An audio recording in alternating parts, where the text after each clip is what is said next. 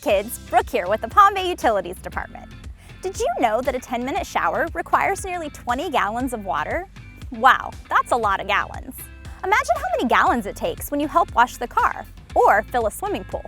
I'm challenging you to conserve water every day, both at home and in your classrooms. Here are some super easy tricks to save water. Turn off the sink while you brush your teeth. Use a refillable water bottle and help your grown-up with the dirty dishes.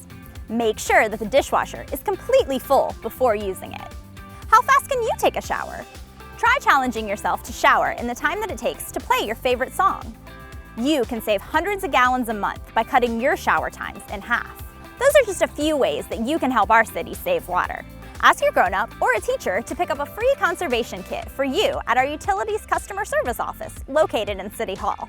Don't forget, kids, we need your help to save more water.